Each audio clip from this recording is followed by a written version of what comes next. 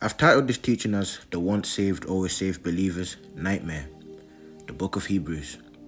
Because whenever it gets to this book of the Bible, once saved, always saved believers always seem to do mental gymnastics and word games around it.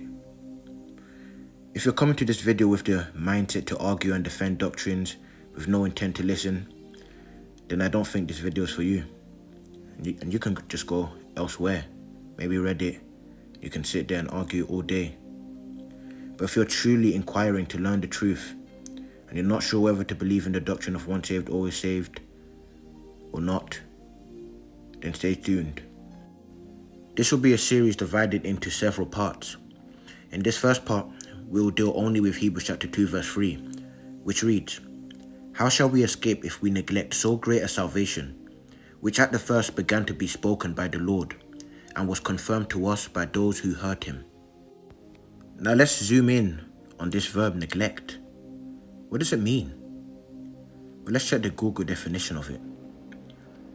And it says, fail to care for properly. Therefore, salvation can be neglected. The verb neglect is a failure to care for properly. Therefore, salvation must be maintained in a way that is proper. Philippians chapter 2 from verse 12 to 13 tells us how we care for and maintain this salvation that is proper. Which reads, "Therefore, my beloved, as you have always obeyed, not as in my presence only, but now much more in my absence, work out your own salvation with fear and trembling. For it is God who works in you, both to will and to do for his good pleasure."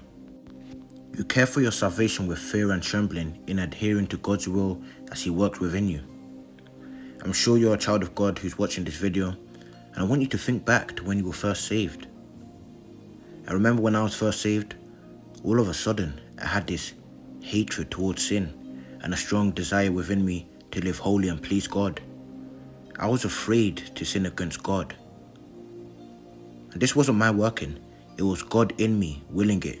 He put that fear and trembling within me, and I adhered to it in obedience. Now let's go back to Hebrews chapter 2 verse 3. Hebrews chapter 2 verse 3, let's read it again. "How shall we escape if we neglect so great a salvation, which at the first began to be spoken by the Lord, and was confirmed to us by those who heard him?" Now some believers believe that this verse was directed at unbelievers. However, the language that is used in this verse makes it very clear that it's not directed at unbelievers, but it's directed at believers. Now there's a big difference between the verbs neglect and reject. Neglect suggests you already have, whereas reject suggests you do not have.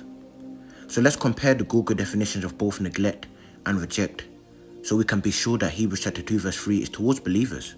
Neglect, fail to care for properly, whereas reject says dismiss as inadequate, unacceptable, or faulty.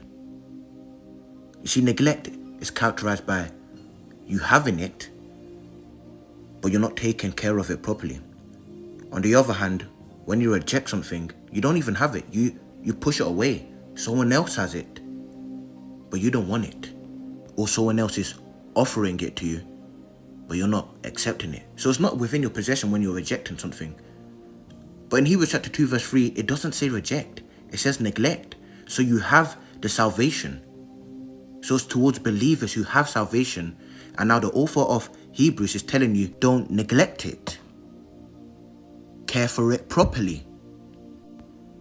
Anyway, this is the end of the first part of this series of every once saved, always saved believer's nightmare, the book of Hebrews. And I'll continue to compile more videos to build a case against the doctrine of once saved, always saved, that it doesn't exist.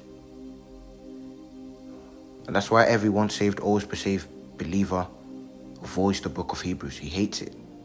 He never quotes from it. And even if he does, then he twists it grossly. Amen. Be blessed, everyone who's watching this.